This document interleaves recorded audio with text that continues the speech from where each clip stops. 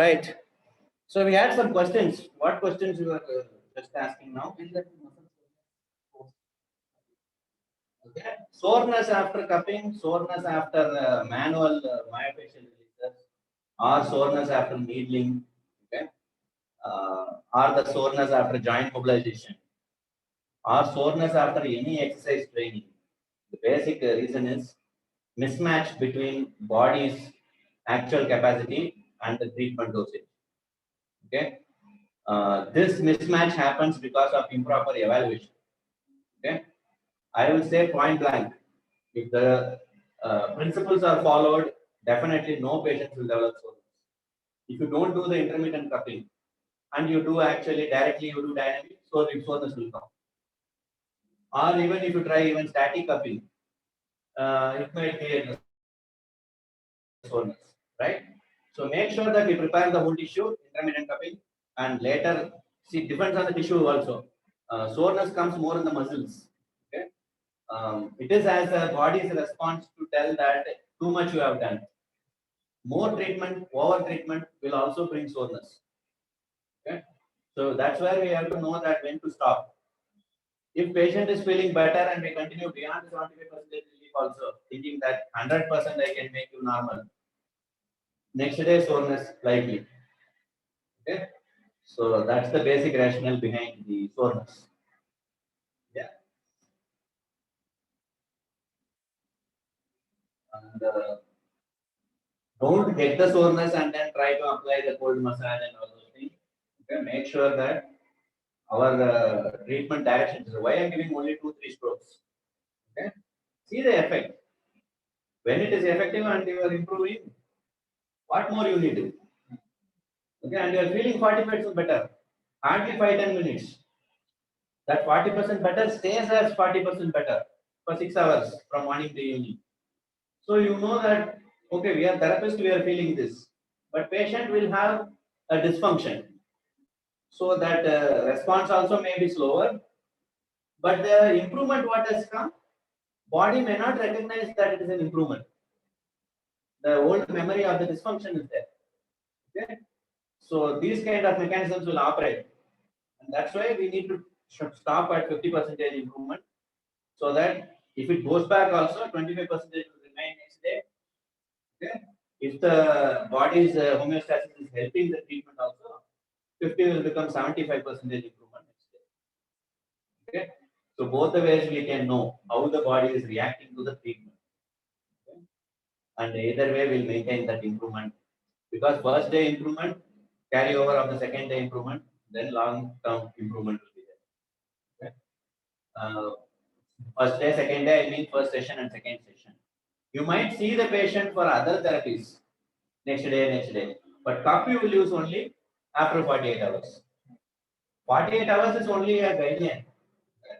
Some people who where the patch has disappeared, you can use it 24 hours. Absolutely fine. Even if you want to use it on the same region, exactly don't keep it at the same spot. Keep it at little bit, like 25%. That overlap should not be there. 75% overlap can be there.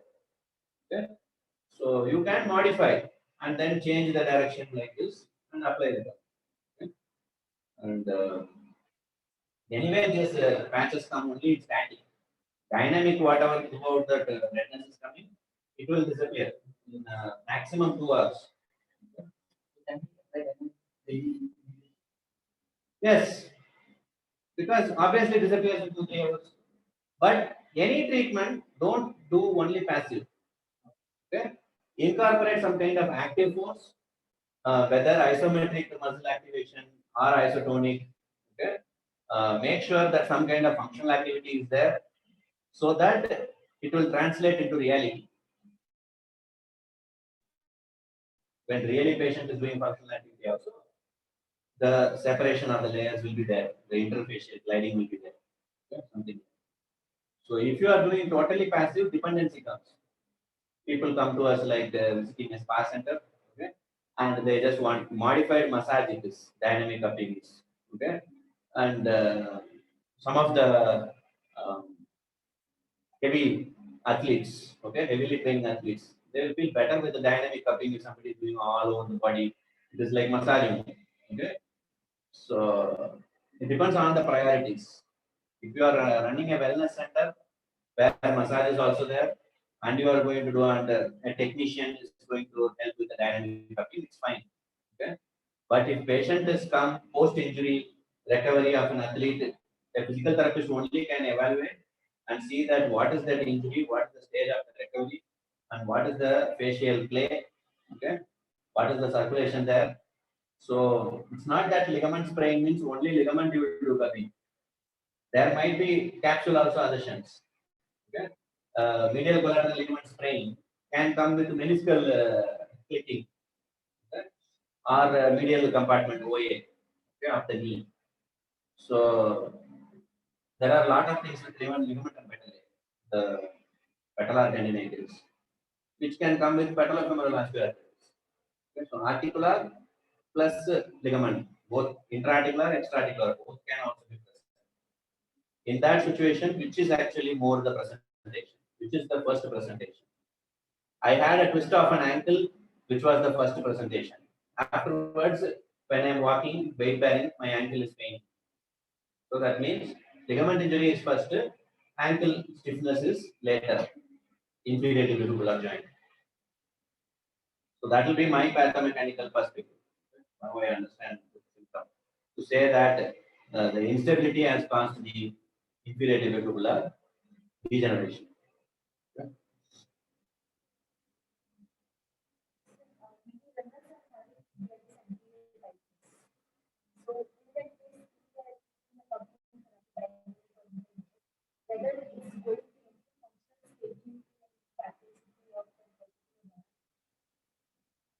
For example, you know that all tightness respond to cupping.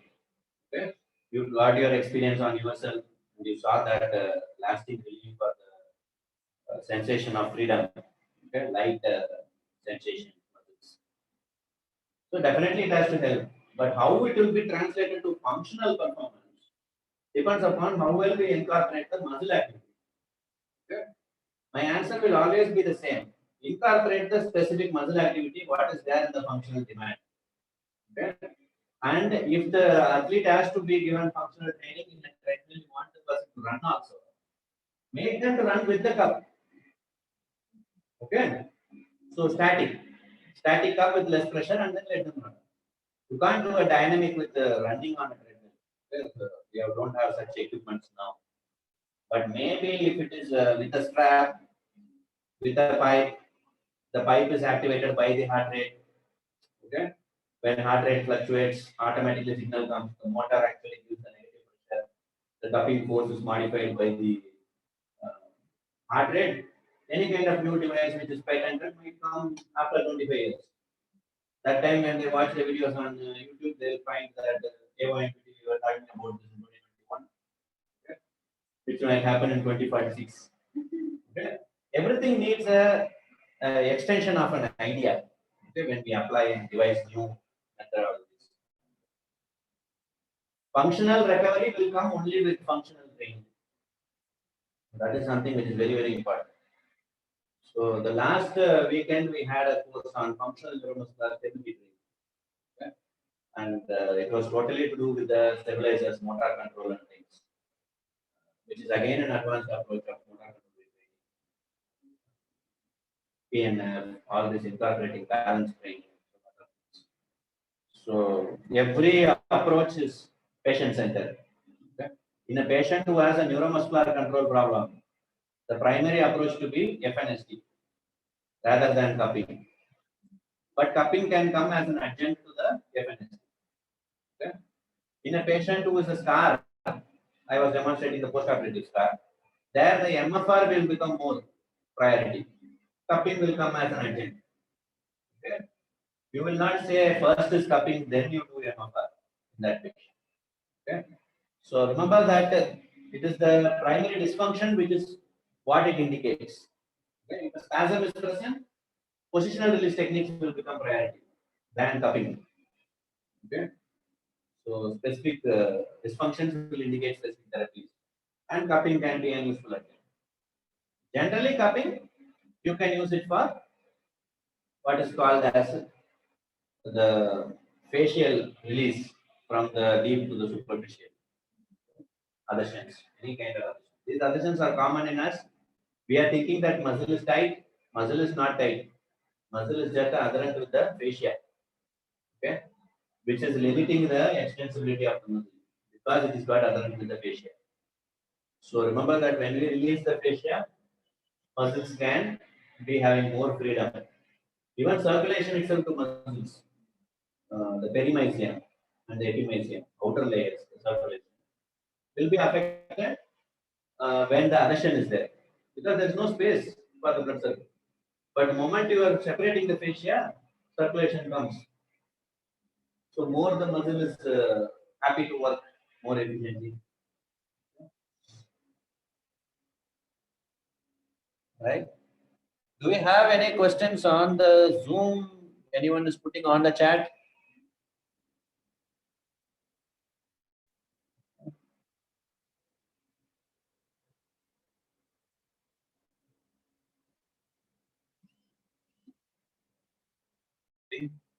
So both the video programs, MCMT and OCYMT. In fact, today if I die, okay, which anyway they both don't want to listen, okay, but you see that they both can conduct the courses for the academy. Okay, so that much they are having all the videos. That Ritu also, MCMT and OCYMT, he has also participated in almost all the videos. Okay, I need not tell them that I am conducting a course now, next week, whether you are registering or not. When I am putting the flyer itself, they will ask 10%, 30% discount is there. Okay, how much sir fee? This is the fee, that's all. Automatically payment screenshot will come. Okay, that is the value that they give to knowledge, and that's the support which they are giving to everyone. It's really a pleasure to have them. Actually, they are virtual chief guests. Okay, the two chief guests who are here in reality, you are as the participants. Okay, same way they both are again always very important. They are like two eyes of the event, something like that. Dr. Pratima is also vice president of event. She is also been attending, but sometimes she comes live, sometimes she goes. Okay. Yes, Dr. Paramita, go ahead. Sir, this cupping therapy is a very useful method where we find the fascia is very adherent to the muscles, and often the female physiotherapists actually find it difficult to mobilize the fascia, particularly in the male patients. Then this cupping therapy is very useful for us. And I think so in the plantar aponeurosis, in case of plantar fasciitis, where many ladies they suffer due to the faulty footwear conditions and they don't do exercises regularly. This cupping therapy might be useful for them also. I think so. This input I want to add to this this session, that this along with MFR that we give and ultrasound or what we conventionally use, this cupping therapy is a very useful and a very modern way of actually approaching the physiotherapy science, I think so. And I'm very thankful for this because of this. And after this, I think so the motor after the uh, release of these muscles, automatically the muscle spasm will also subside, and particularly in TKR patients, when they are very much concentrated on the spasm or pain along the scar tissues, it's very difficult to mobilize them mentally also to do the exercises. So when we prescribe these exercises, then these patients often they don't feel that they should do the exercises at home. So they because of this cupping therapy, I think so this scar mobilization is very helpful in case of TKR, in total hip replacement also. This scar I mobilization put that is TKR example because the last question you had asked about TKR. yeah. So I thought again, if I tell that any question in the group means you will ask about TKR, so better I'll show the scar example of TKR. Yeah. And in also in a radical mastectomy that we get these patients, I think so cupping therapy will be more helpful for lymphatic drainage, these things. And particularly for us also with the obese female patients, it's very difficult to do nephluoride and those that we use to give this in mastectomy patients. It's very difficult for us. So cupping therapy might be very helpful for this. And all these conditions are listed tomorrow. Okay. Yeah. In the 25 clinical conditions presentations. And tomorrow you will see the techniques of cupping for plantar fasciitis, which is like with the elongating the fascia, with activating the intrinsics of the foot, okay, Yeah. or together with tarsal tunnel syndrome, okay, or the flexor hallucis longus strain, which are all part of the plantar fasciitis. Okay, the conditions differentially identifying and utilizing the cupping. Okay. Yeah. So we are trying to cover it as much as possible so that clinically it will reflect, so that on patients when you are approaching, you will get that thing that yes, I can do something directly. Okay, these are things Yeah. which I should check and I can apply. Okay? That's where. Thank you very much. You don't keep telling thank you. Okay, Dr. Ritu.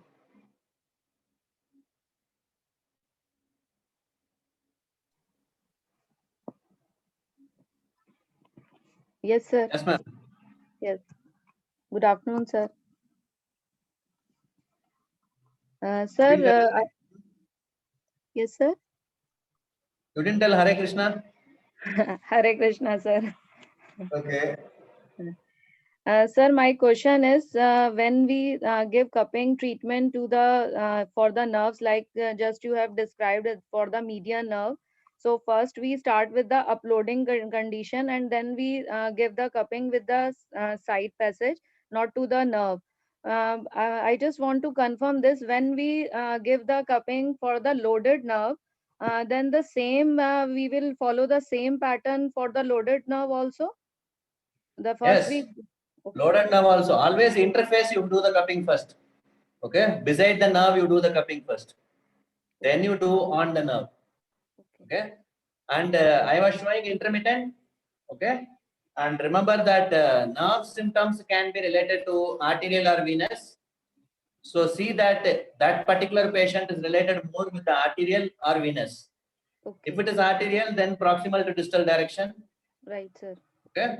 And venous means distal to proximal direction and elevation or dependent position. Okay. In the load, in neurodynamics only. But neurodynamics done in sitting or standing, it will become towards the heart. Okay.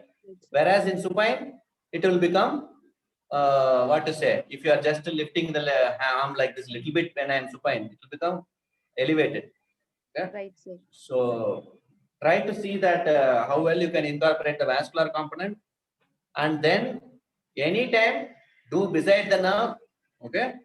First session you can do only medially and laterally to the nerve. Next session do on the nerve, intermittent on the nerve, and then dynamic on the nerve. Right. Okay. And most of the times I will prefer only one direction. Do it from proximal to distal, release the cup, again go proximal to distal. Okay. Because release the larger part of the nerve first, then release the small nerve endings, distal. Okay. Right. Because proximal gliding is good, distal will easily glide. Okay. Even in slider and tensioner, first I showed that sequence in neuromanual therapy, which is proximal. Okay. So same way cup also, start with proximally releasing first, then go to distal. Okay. And proximally more pressure of cup. If it is static cupping, give more negative pressure at the proximal, okay, which you are giving last along the nerve if you want to keep the static cups. Okay, then also. But remember, avoid the subcutaneous region where the nerve is there, like medial epicondyle or median nerve at the shoulder, for example. Okay, anterior shoulder line, joint line. These are all superficial, very superficial median nerves. So that region, don't apply the cup. Okay, directly, static. Intermittent, it's not contraindicated. Okay, it's same like intermittent is like a slider. Okay, nerve slider, which is never contraindicated. Okay, static is like a tensioner. Right. Okay, so you need to ensure that progression and the positive response from the patient. Then you use it. Right. Always make sure that the muscles and the adjacent structures have to be released. The nerve will get released itself. Okay. Afterwards, do for the nerve. Okay. Offloading and then progress to loading. Yeah. Right, sir. Thank you, sir. Because Dr. Ritu ma'am is an expert in neuromanual therapy. Okay. She has taken another webinar on neuromanual therapy. Okay.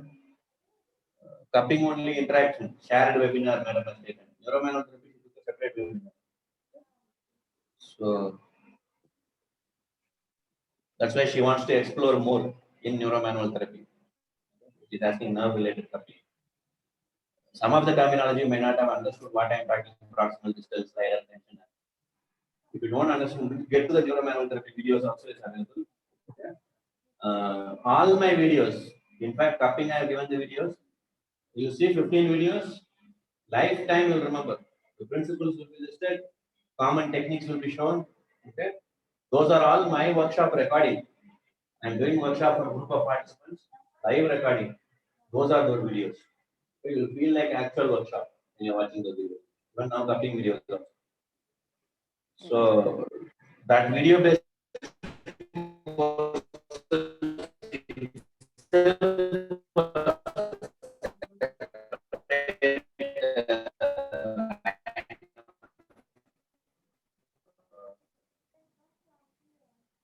webinar has started next week, and now we are in fact. Make sure that every perspective, even whatever you have attended some topic somewhere, you think that you have completed the topic. Same topic I'll take free of cost. If you think that is I'm certified vegan, but typically on vegan person, I guarantee that at least 75% is different from that. Okay, and it will make you to do the maintenance much easier. Okay, and much sensibly for every type of patient you can use maintenance. Like that it will become. Otherwise, you will think that some patients it's not suitable. Some patients are having soreness. Okay, you directly don't know whether you are doing it correctly. Many questions will come. Okay, because I'm watching my own videos and I learn from myself as my own student. Okay, when I watch my videos, so the videos itself will be teaching that much. That is how I'm making all the videos to be also. Here, your direct participation definitely will feel a great difference. You had that thing. I will ask you to share your feedback. Okay, when I'm showing the camera here after the interaction. Okay. Don't be what, ma'am? Yes, sir. Don't feel the other side that why are we not in Bangalore? Okay. That always we think, sir. Okay. It's our bad. Kiran, Dr. Kiran has asked a question on chat, so I'll just read the question. Ritu ma'am? Nothing, sir. Sir, I am just saying that we always feel that it's our bad luck that we are not in a Bangalore and not attending live session of yours. I was showing your message to Dr. Siddhi that to see how much positive she is. Now you are talking negatively. No, Huh? no, I'm not. How much bad luck we are not in Bangalore. Huh? You create the Bangalore in Delhi. Okay. That should be your responsibility. You become certified instructor. Take for the course for AONPT. I will come as the chief guest there. Okay. So upgrade yourself and see that how you can take it more further. We'll read the question on the chat. Okay. Patient with cervical injury had undergone some fixation in spine. Very good. Patient having limited ROM in neck and feeling tightness whole spine. Please guide me in this. While walking full spine, she feels tightness.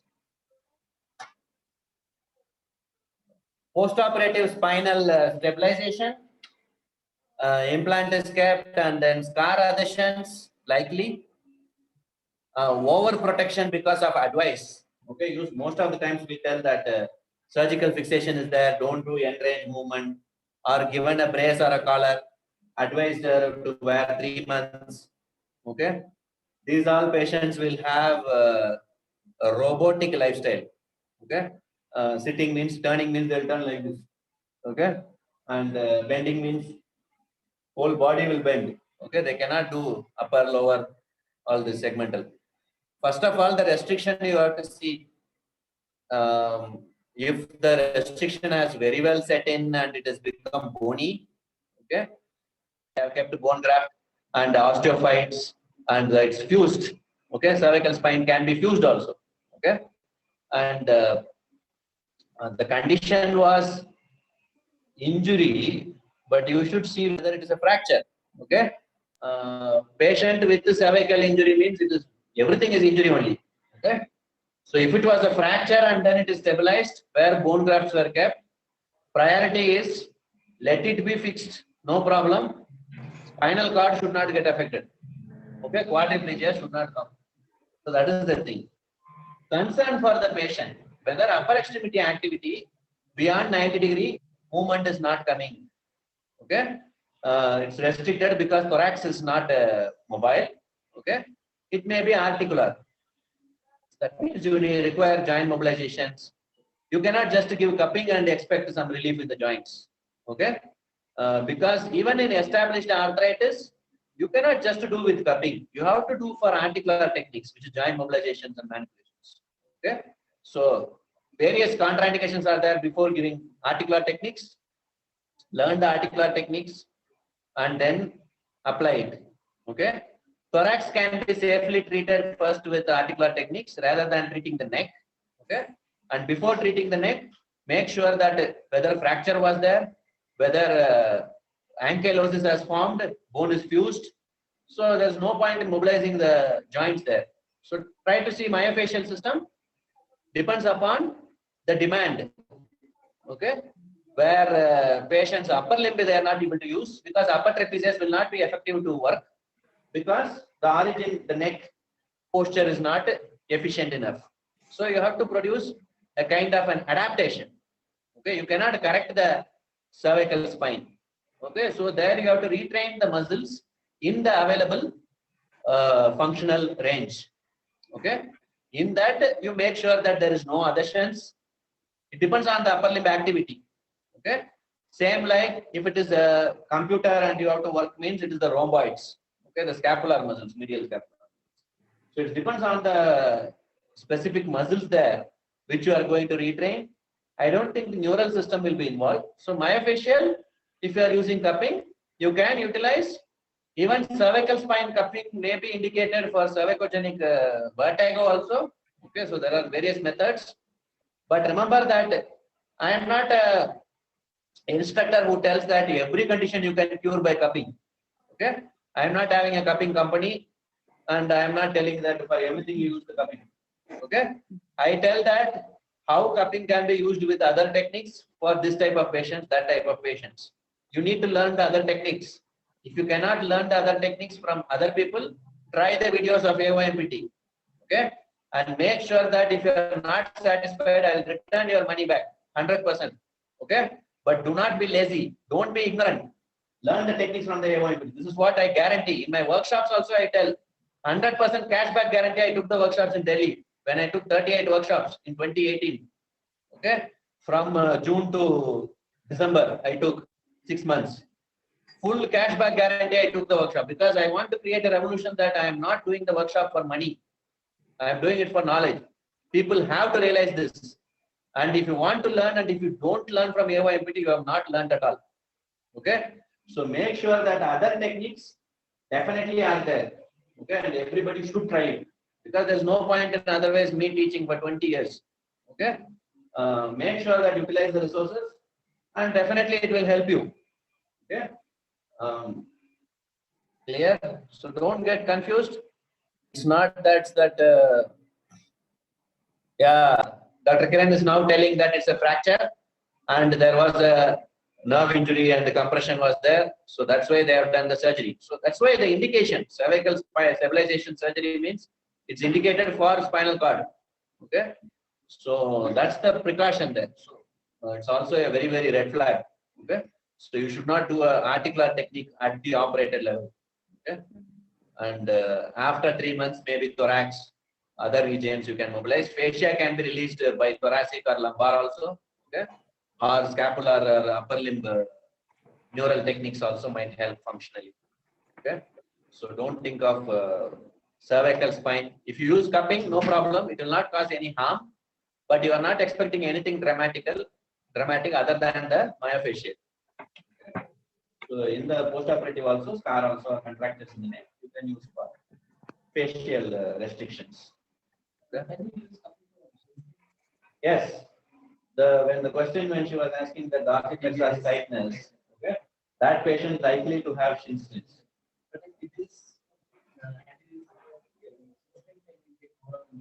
No problem. No problem. Intermittent cupping. No. See, it's mainly because of eccentric loading and the attachment of the muscle, the origin of the muscles, tibialis anterior, pretibial muscles, extensor digitorum, extensor calcis, their origin in the tibia. Okay? Eccentric loading. So, if you are progressing, go to the eccentric one last. Okay? If you are in the pain. When you are starting, do the intermittent. Take into the dynamic with isometric contraction. Okay? And afterwards, go to concentric with the dynamic. Okay? Later, go to the dynamic with the eccentric. Don't give static cupping. Static cupping will not help. Okay? Because you have periosteal inflammation and the fluid collection at the margin of the periosteum and the tendon. There. And these are all very chronic injuries. They are all more of, you can say, it might lead to even compartment syndromes. Okay? So try to evaluate the vascular or the lymphatic part. Follow the principles of arterial, venous, and lymphatic. Okay? And utilize strategically. Shin splints, I don't think it's one of the conditions for tomorrow advanced course. I don't know. Okay. But everything is once you know that principles. Okay, when we are talking about these principles, it will come into picture. Okay, everywhere we can apply. Mainly, they come as even delayed soreness. Okay. So runners might get shin splints after 24-48 hours, like that. Okay. So when you do intermittent cupping, they will have immediately, because that circulation mechanical effect, pumping effect is happening. It will have effect. And the negative pressure, it actually offloads and brings the circulation. It is intermittent. Okay, no more discomfort. So patients will have improvement. Is there any specific criteria to use fire cupping and fire cupping is different material. You see that glass, porcelain, earthenware, all these are fire cupping. Okay. You can use anything. I have told you the advantages of the plastic cupping. I think you forgot. Point is, you can adjust the pressure, negative pressure. Okay. You can increase that in between. You can reduce that in between. Okay, that is possible in the plastic one, which is the pneumatic one, which is not possible in the glass. Okay.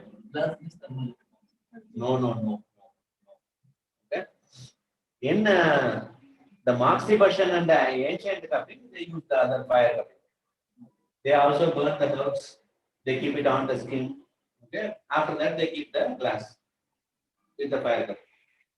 So mainly because this plastic, the smoke will come, plastic smell will come. Okay. So plastic will not be efficient for burning the herbs. Okay. Or we are putting some kind of chemicals. They prepare herbal preparations on the oil, the ancient. So otherwise, why you need the fire cupping? Fire cupping is only for ancient, not for therapeutic. If you want it for static cupping and dynamic cupping where plastic is not very suitable for the subject, for the skin, glass can be used. Okay? But the glass, when you are using it, you know that it will come off. When it comes off, reapply, again do. Okay? You can't use intermittent cupping in the glass. You can only use dynamic or static. So these are the disadvantages. So compared to that, you see, you are spending a cost which is approximately 4 times more than the plastic cups. Okay, and you are buying a glass cupping set. That means it should be worth it for that. If you are doing ancient cupping, you are utilizing herbal methods, you can use the glass cupping. Okay? And it goes off itself also. You put the glass cup, you can leave the patient and go. Nothing will happen.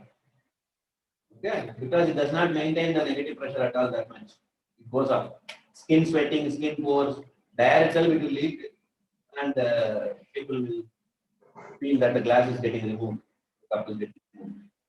Won't stay there. So even breathing, that movement, that also will make the glass cup go off. Plastic cup will stay. Okay. So plastic is more therapeutic, although it's not biodegradable. Okay.